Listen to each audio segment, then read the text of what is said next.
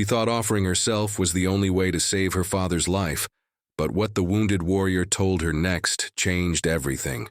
The meaning of loyalty, danger, and love will never be the same. Thank you so much for watching and for all your comments. Let me know at the end if you liked the story, and where you're watching from and why you're following this. The summer of 1867 brought scorching heat to the Texas frontier, where the McGregor homestead stood as an outpost of determination against the harsh wilderness. Sarah McGregor wiped the sweat from her brow as she hung laundry on the line outside their modest cabin.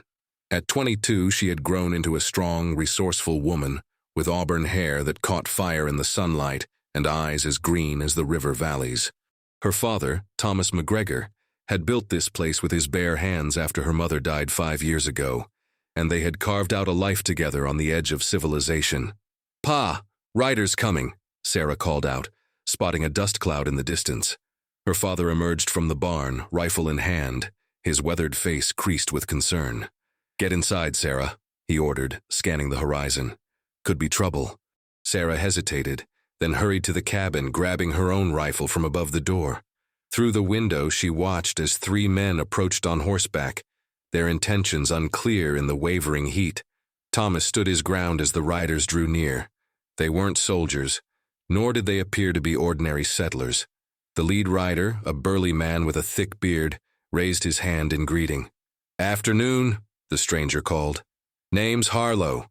My friends and I are looking for a Comanche who passed through here. Wounded, probably. Seen anything?" Sarah tensed, remembering the blood trail she'd spotted near the creek that morning, but had chosen not to mention to her father. "No Indians around here," Thomas replied firmly. "This is peaceful land." Harlow's smile didn't reach his eyes. "Peaceful, you say? That savage killed 2 good men in Westridge. We aim to see justice done." "Justice or vengeance?" Thomas questioned. "Law's the sheriff's business." The 3 men exchanged glances, and Sarah recognized the dangerous glint in their eyes. Men on a hunt, not for justice, but for blood. "We'll water our horses at your creek if you don't mind," Harlow said, ignoring Thomas's comment. "Then we'll be on our way." After the men departed, Sarah approached her father. "Pa, there's something I didn't tell you. I saw blood by the creek this morning." Thomas's expression hardened. "Why didn't you say something?" "Those men weren't lawmen," Sarah replied. "They had killing in their eyes." As dusk approached, Sarah went to check on the chickens and found herself drawn to the creek, curiosity overcoming caution. Following the faint blood trail, she discovered him. A Comanche warrior hidden among the reeds, gravely wounded. Their eyes met, his filled with a mixture of pain and defiance. Instead of fear, Sarah felt a strange connection.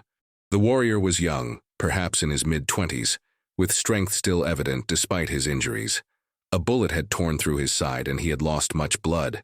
"I won't hurt you," she said softly, knowing he likely wouldn't understand her words. To her surprise, he responded in broken English. "Then kill me quick," he managed, grimacing in pain. "I'm not here to kill you," Sarah replied, moving closer cautiously. "You need help." "Why help enemy?" he asked, struggling to remain conscious. Sarah wasn't sure herself. "Because those men hunting you aren't seeking justice, and because you're a human being, bleeding to death on my father's land." Before she could say more, she heard hoofbeats approaching. Harlow and his men were returning. The wounded Comanche tensed, reaching for a knife at his belt. "Hide," Sarah whispered urgently. "I'll lead them away." Making a split-second decision that would forever change the course of her life, Sarah helped conceal the warrior deeper in the brush before hurrying back to intercept the riders. Harlow's suspicious eyes settled on her. "Find something interesting by the creek, miss?" "Just checking our water supply," Sarah replied evenly. "Drought's coming if we don't get rain soon." "Funny," Harlow said, dismounting. "We found fresh blood leading this way. You sure you haven't seen our Comanche?" Thomas appeared from the cabin, sensing trouble. "I told you there's no one here. Best be on your way before dark." The standoff was interrupted by distant thunder. A summer storm was rolling in, promising to wash away any tracks the wounded warrior had left.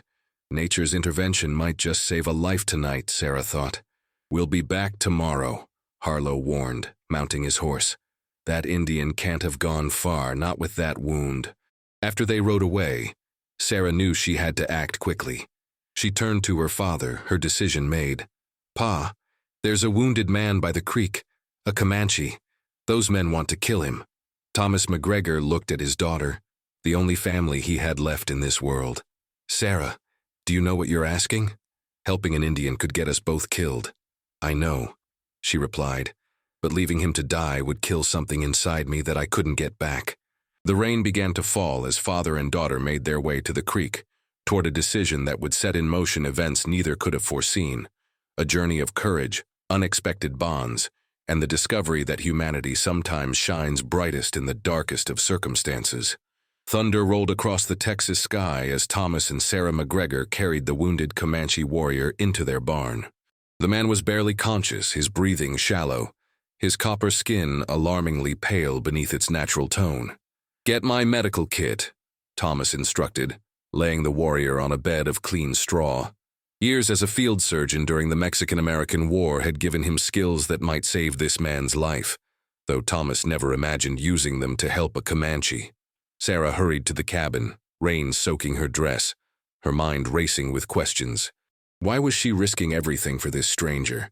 What would happen when those bounty hunters returned? As she gathered bandages and her father's medical supplies, she caught her reflection in the small mirror, a woman she barely recognized, acting on instinct rather than caution.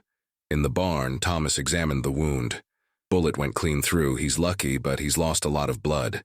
The Comanche's eyes fluttered open, focusing on Thomas with wariness, then shifting to Sarah as she returned. "Why?" he asked again, his voice stronger than before. "Because it's right," Thomas answered simply, cleaning the wound. "I'm a healer. Can't turn away someone who needs help, no matter who they are." As Thomas worked, Sarah held a lantern, studying their unexpected guest. Despite his weakened state, dignity emanated from him. His long black hair was braided with a single eagle feather, his face marked with 2 red stripes across the cheekbones. A warrior's decoration, she assumed. "What's your name?" Sarah asked softly. After a moment's hesitation, he responded, "Taka. It means falcon in my language. I'm Sarah, this is my father, Thomas." "You risk much," Taka observed, wincing as Thomas stitched his wound. "Those men hunting you," Thomas said. "What happened in Westridge?" Taka's expression darkened. "They attacked our hunting party without warning. Killed my brother, we defended ourselves. Harlow said you killed 2 men, Sarah noted. "After they killed 4 of ours," Taka replied. "They tell only half the story." Thomas finished bandaging the wound. "You need rest, food and water. Then you need to move on when you can." Sarah brought a blanket, placing it beside Taka. Their fingers touched briefly, sending an unexpected warmth through her hand. Their eyes met, and in that moment something unspoken passed between them. Recognition, perhaps, of shared humanity despite their different worlds. The storm intensified outside, rain hammering on the barn roof, providing temporary security. The weather would keep Harlow and his men away, at least until morning. "Pa," Sarah said as they walked back to the cabin through the downpour. "What happens tomorrow when they return?" Thomas's face was grim. "We'll deal with that when it comes. For now, get some sleep. I'll take first watch." But sleep evaded Sarah. Near midnight, she returned to the barn with a bowl of stew and found Taka awake, staring at the lantern flame. He accepted the food with quiet gratitude. "Your father was a medicine man for the Bluecoats," Taka observed. Sarah nodded. "A surgeon, yes, during the war with Mexico. He has good hands, strong spirit." Taka ate slowly, conserving strength. "You have his courage." "Not courage," Sarah replied, sitting on a barrel across from him. "Just couldn't bear to see you hunted down like an animal." "My people say even enemies can recognize honor in each other," Taka said. "But we are not enemies, are we, Sarah McGregor?" The way he spoke her name, with careful attention to its unfamiliar sounds, stirred something within her. "No, I don't believe we are." Taka set aside the empty bowl. "Tell me why you live here, far from others." Sarah found herself sharing stories of her life, her mother's death from fever, her father's decision to start fresh away from painful memories, their struggle to build a life on this remote homestead. In turn, Taka spoke of his people, the Comanche, their traditions, and their increasingly desperate fight to preserve their way of life as white settlements expanded into their ancestral lands. "Your people take our hunting grounds," he said without accusation, merely stating fact. "My people starve. We fight because we must, not because we choose war." "Not all settlers want war," Sarah countered. "My father and I, we just want to live in peace." "Peace," Taka repeated, testing the word. "A beautiful dream. But dreams fade when morning comes." Dawn was approaching when they heard horses approaching. Sarah's heart raced. It was too early for Harlow to return. "Stay here," she whispered to Taka, hurrying to the cabin where her father was already up, peering through the window. "Soldiers," Thomas said gravely. "6 of them." Sarah's stomach tightened. Soldiers meant complications, questions they couldn't answer without revealing their secret in the barn. As Thomas went out to meet them, Sarah watched anxiously from the doorway. A captain dismounted, introducing himself as Captain James Monroe of the 4th Cavalry. "We're tracking a band of Comanche raiders," Monroe explained. "Reports say they attacked Westridge settlement 2 days ago." Thomas maintained his composure. "Haven't seen any Indians, Captain. Just some bounty hunters yesterday looking for the same." "Bounty hunters?" Monroe frowned. "What bounty hunters?" "Man named Harlow and 2 others. Said they were after a Comanche who killed men in Westridge." The captain exchanged glances with his sergeant. "There's no sanctioned bounty. Harlow is a troublemaker who's been stirring up conflicts with the tribes. We've had reports he's been provoking attacks, then claiming self-defense." Sarah stepped forward. "Are you saying those men are the real criminals?" "I'm saying the situation is more complicated than it appears, miss," Monroe replied. "We're trying to prevent an all-out war. Every revenge killing just adds fuel to the fire." As the soldiers prepared to continue their search, Captain Monroe paused. "If you do see anyone, Comanche or these bounty hunters, send word to Fort Richardson. We need peace in this territory, not more bloodshed." After they departed, Sarah and Thomas shared a look of understanding. The situation had just become even more complex. Their decision to help Taka might have been right, but the consequences were growing more dangerous by the hour. "Pa," Sarah said firmly, "we need to tell him about the soldiers." In the barn, Taka listened intently to their report. "This captain speaks truth about Harlow," he confirmed. "His men attack our camps, steal horses, then claim we raided settlements." "Why would they do such a thing?" Sarah asked. "Land," Thomas answered before Taka could. "Create enough fear and conflict. People abandon their homesteads. Land becomes cheap for those waiting to buy it." Taka nodded. "Your father understands. Harlow works for men who want our hunting grounds and your farms." The realization settled over them. They were all pawns in a larger game, one that pitted neighbor against neighbor, settler against native, all for the benefit of men who would profit from their suffering. "I must return to my people," Taka said, attempting to stand but faltering from weakness. "Warn them. You can barely walk," Sarah protested, steadying him. "You'll die before you reach them." Their eyes met again, his dark gaze holding hers. "Then what would you have me do, Sarah McGregor?" The answer came to her with surprising clarity. "Stay, heal, and when you're strong enough, we'll find a way to expose Harlow's lies. Together." Outside, the storm had passed, leaving behind a washed, clean sky and the promise of a new day.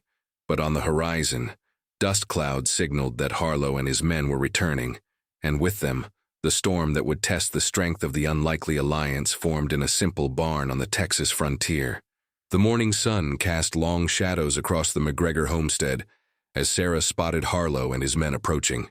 With quick determination, she rushed back to the barn. "They're coming," she warned Taka, who was now sitting upright, strength gradually returning to his body. "Can you move?" Taka nodded grimly. "If I must." Thomas entered, carrying Taka's weapons, a knife, a tomahawk, and a bow with a quiver of arrows. "These were hidden in your things," he said, offering them to the Comanche. "I reckon you'll want them back." Surprise registered on Taka's face as he accepted his belongings. "You trust me with these?" "I trust you understand the difference between allies and enemies," Thomas replied. "Now we need to hide you." The root cellar beneath the cabin floor, it's small but they won't think to look there. With Sarah and Thomas supporting him, Taka made his way to the cabin. Each step was painful, but determination drove him forward. Once inside, Thomas lifted the trapdoor hidden beneath a rug, revealing a small storage space dug into the earth where they kept potatoes and preserves during the hot months. "It's not comfortable," Sarah apologized as Taka lowered himself into the space. "I have hidden in worse places to stay alive," he assured her with the ghost of a smile. As Thomas replaced the rug, Sarah squeezed Taka's hand once before the darkness of the cellar enveloped him. The simple human contact seemed to convey more than words could, a promise of protection, a bond forming despite the circumstances that should have made them adversaries. Sarah had barely composed herself when Harlow's voice boomed outside. "McGregor, got a minute to talk?" Thomas opened the door, his expression deliberately neutral. "What brings you back, Harlow?" Harlow dismounted, his two companions remaining on horseback, their hands resting too casually near their weapons. "That storm washed away any tracks we might have followed.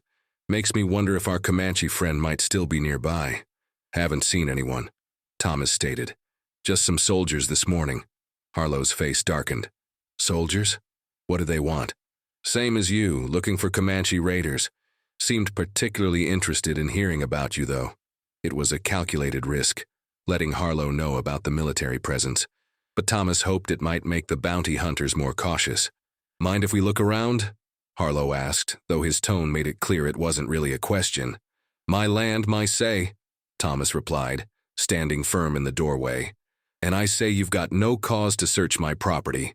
Harlow's hand moved to his pistol. "Now, don't get unfriendly, McGregor. We're all just looking out for the safety of settlers like yourself."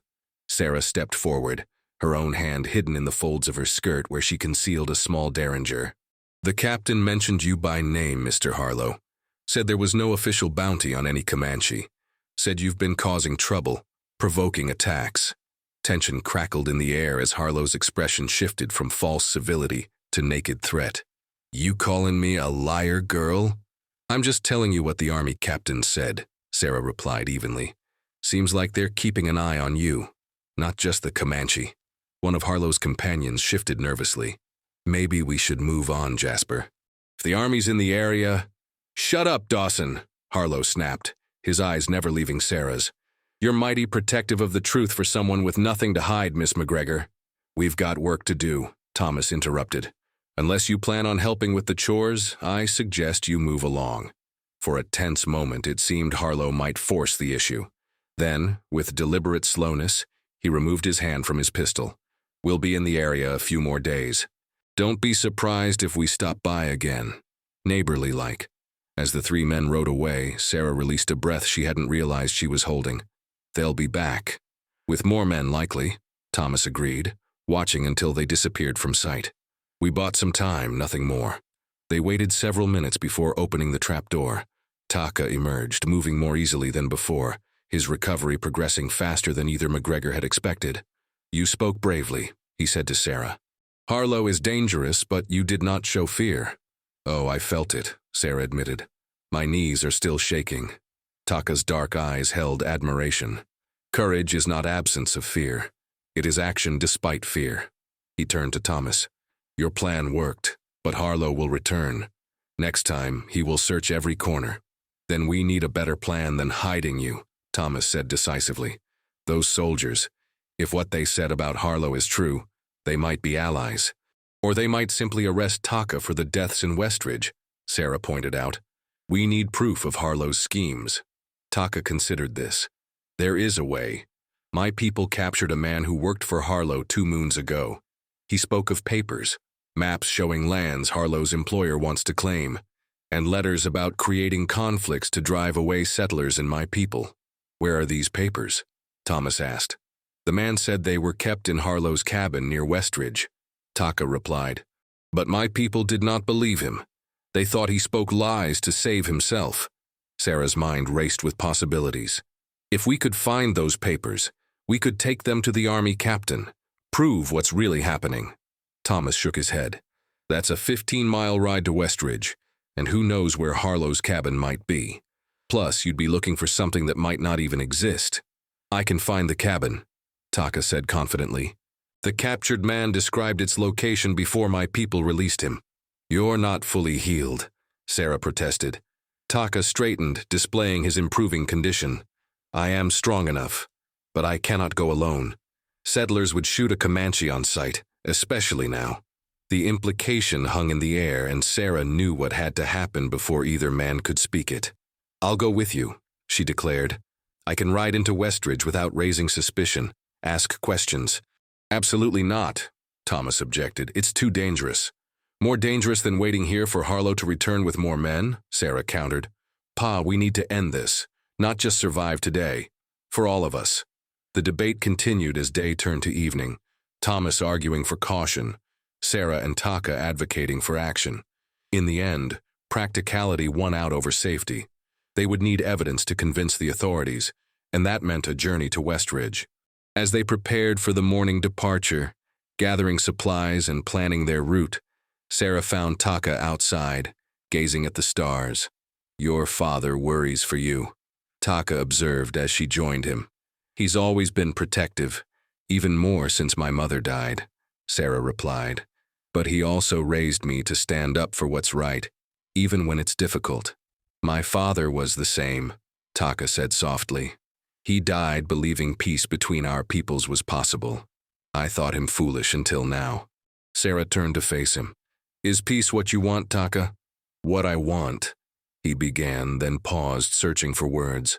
What I want is a world where my people can live with dignity, where children grow strong and elders die old, where we hunt the buffalo as we have for generations. But that world is fading like mist in the morning sun. Maybe not, Sarah said. Maybe what we do tomorrow is a step toward something different. Not the old world, but not the one Harlow wants either. Something new. Taka studied her face in the moonlight. You believe this is possible? I have to, Sarah answered simply. Otherwise, what are we fighting for? In the quiet Texas night, with crickets chirping and distant coyotes calling to each other, two people from worlds set in violent collision found unexpected common ground. Their conversation continued, about their childhoods, their hopes, their fears, until the moon rose high in the sky.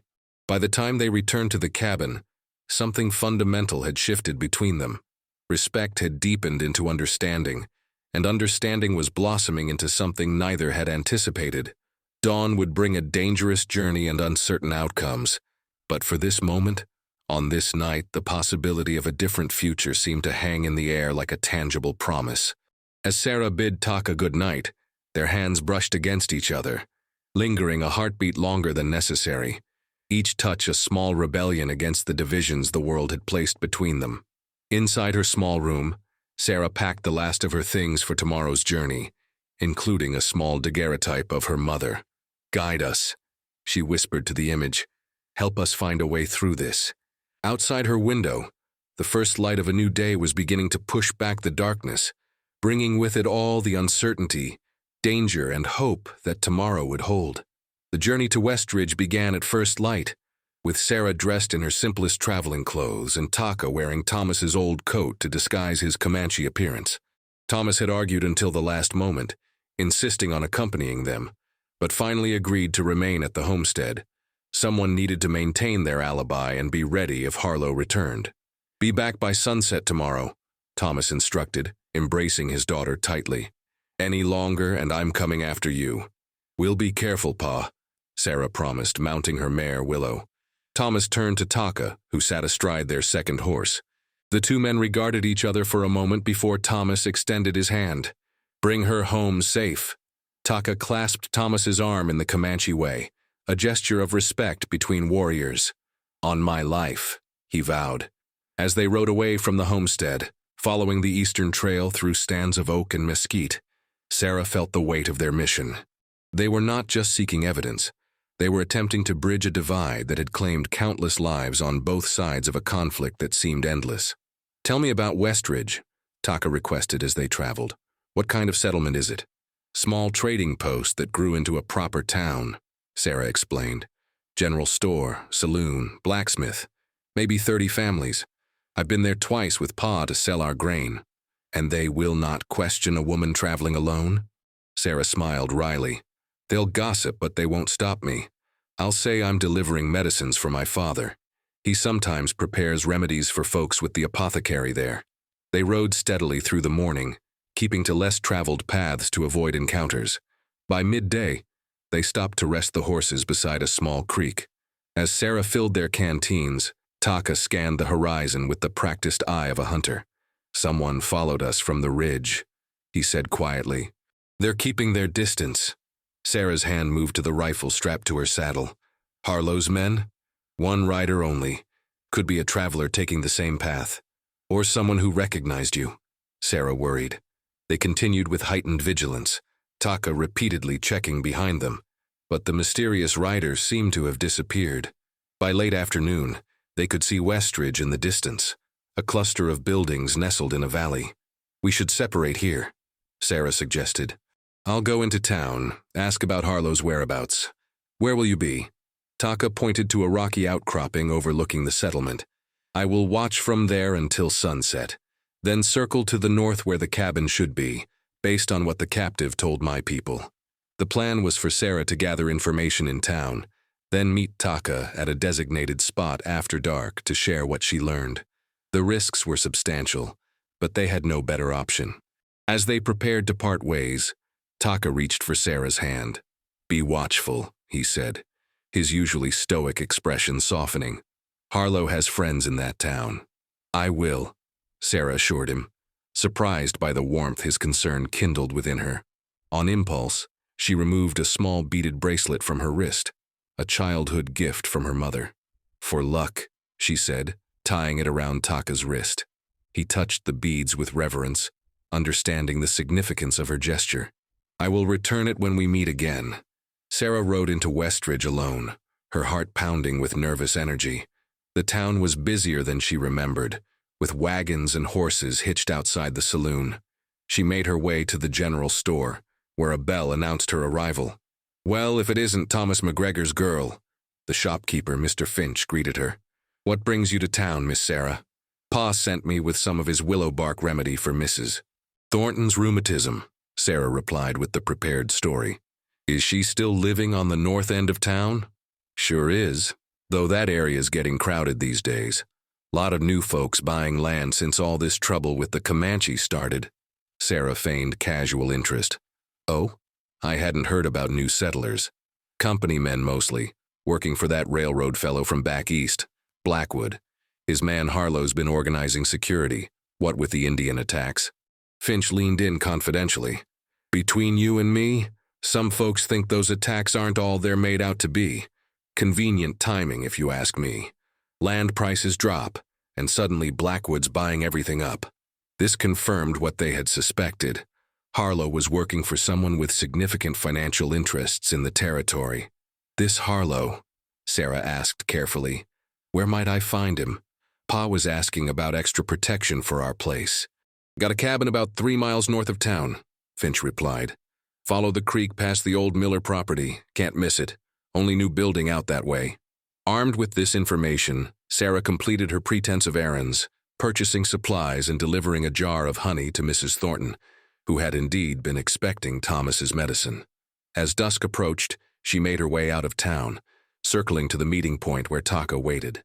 "Harlow works for a man named Blackwood," she reported. "Eastern investor buying land cheap after Comanche attacks that Harlow seems to be orchestrating. His cabin is north, along the creek past the Miller farm." Taka nodded. "This matches what the captive told my people. We should move now while there is still some light." They approached the cabin cautiously as the sun dipped below the horizon. It was a substantial structure for a supposed bounty hunter. 2 stories with a stable attached. Light glowed from one window, but there was no sign of horses or men. "He's not here," Taka concluded after circling the property. "But someone is inside, a woman. I saw her shadow." Sarah considered this unexpected complication. "Maybe a housekeeper or his woman," Taka suggested. "Either way, we need those papers." Sarah squared her shoulders. "I'll go. A woman will be less threatening to another woman. You watch the trail in case Harlow returns." Before Taka could protest, Sarah was walking toward the cabin, her mind racing to create a plausible story. She knocked on the door, heart pounding. A young woman opened it, perhaps a few years older than Sarah, with blonde hair and tired eyes. Yes, can I help you? I'm sorry to bother you, Sarah began. My horse threw a shoe a mile back. I saw your light and hoped I might trouble you for some water and directions to town. The woman hesitated, then nodded. Come in. I'm Eleanor Harlow. Sarah's surprise must have shown on her face, for Eleanor smiled without humor. Yes, Jasper's wife. You look shocked. Most people are when they learn he has one. Inside, the cabin was well furnished but somehow hollow, as if missing the essence of a true home. While Eleanor fetched water, Sarah scanned the room, noting a desk in the corner covered with maps and papers. Are you from around here? Eleanor asked, returning with a cup. My father and I have a homestead about 15 miles east, Sarah replied, accepting the water gratefully. McGregor's the name. Eleanor stiffened. McGregor? Jasper mentioned that name yesterday. Something about... She trailed off, studying Sarah with new wariness. You're not lost, are you? The atmosphere shifted instantly. Sarah set down the cup, abandoning pretense. No, I'm not. And I think you know why I'm really here, Mrs. Harlow. You're harboring that Comanche, Eleanor stated flatly. The one Jasper's hunting. Sarah didn't deny it. Your husband isn't hunting him for justice. It's all part of a scheme to drive people off their land, settlers and Comanche alike. Eleanor laughed bitterly. For Blackwood. Yes, I know. I've known for months what Jasper's become. She moved to a cabinet, removing a folder. You're looking for proof, I imagine. Well, here it is. Blackwood's instructions, maps of targeted properties, payments for staged attacks. I've kept copies of everything. Stunned, Sarah accepted the folder. Why would you help me? Eleanor's expression hardened. Because I'm dying, Miss McGregor. Consumption. Doctor gives me a few months, and I won't go to my grave knowing I stood by while Jasper murdered innocent people for a man like Blackwood. Outside, a low whistle signaled danger. Taka's warning. Horses were approaching. Go, Eleanor urged, pushing Sarah toward the back door. Jasper's returning. Take those papers to Captain Monroe at Fort Richardson. He's been suspicious but lacked proof. Come with us, Sarah offered impulsively. You don't have to stay here. Eleanor shook her head. I'll delay him.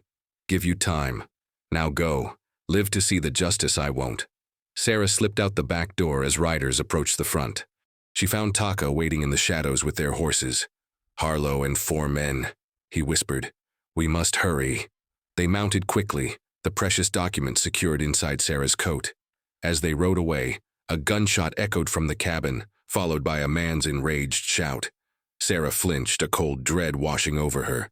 She sacrificed herself, Sarah realized aloud, tears stinging her eyes. To give us time. They rode hard through the night, pushing their horses to the limit, knowing Harlow would pursue them as soon as he discovered the missing documents. By dawn, they reached a crossroads. Left would take them back to the McGregor homestead, right toward Fort Richardson. We can't lead him back to your father, Taka decided. We go to the fort. The journey to Fort Richardson took most of the morning, their tired horses struggling over the rough terrain. As they approached the military outpost, Taka pulled his mount to a halt. I cannot go further, he said, the reality of their situation apparent. A Comanche riding into a fort would be shot before he could speak. Then I'll go alone, Sarah insisted. You wait here. Taka shook his head. Harlow will be coming. You go to the fort. I will lead him away, keep him occupied until soldiers can be sent. That's too dangerous, Sarah protested, but Taka's expression was resolute. Trust me, he said simply, reaching for her hand. He placed her mother's bracelet back into her palm, closing her fingers around it. For luck, he echoed her earlier words. I will find you when this is finished. Before she could argue further, hoofbeats sounded in the distance. Harlow had found their trail. With no time for lengthy goodbyes, Taka pulled Sarah close, their lips meeting in a brief but fervent kiss that conveyed everything words could not. Go, he urged, turning his horse toward the sound of pursuit. Bring justice. Sarah rode toward Fort Richardson, glancing back once to see Taka galloping away from the fort, drawing Harlow's attention. Her heart ached with fear for him, but she pressed on, clutching the documents that might end this conflict. Captain Monroe listened gravely as Sarah presented Eleanor's evidence and explained everything that had transpired. The documents confirmed what the army had suspected, a deliberate campaign to incite violence for financial gain. "I'm dispatching men immediately," Monroe assured her, "both to apprehend Harlow and to ensure your father's safety." "And Taka?" Sarah pressed. "He's innocent of the crimes Harlow accused him of. He saved my life." Monroe's expression softened at her obvious concern. "If what you've told me is true, and these documents support it, then the Comanche acted in self-defense. I'll do what I can to ensure his safe passage." The next hours passed in agonizing slowness for Sarah, as she waited at the fort for news. When riders finally returned late in the day, she rushed out to meet them. Captain Monroe dismounted, his expression grim but determined. "We captured Harlow and 2 of his men," he reported. "They'll face military justice for their actions. Your father is safe. I've stationed men at your homestead as precaution." "And Taka?" Sarah asked, her voice barely a whisper. Monroe hesitated. "He was wounded in the pursuit. Harlow managed to shoot him before we arrived." Sarah's world seemed to stop. "Is he?" "He's alive," Monroe assured her quickly. "Being treated by our surgeon now. Insisted we bring him here instead of to his people. Said there was someone he needed to see." Relief flooded through Sarah as she followed Monroe to the infirmary. There, on a narrow cot, lay Taka, his shoulder bandaged but his eyes alert.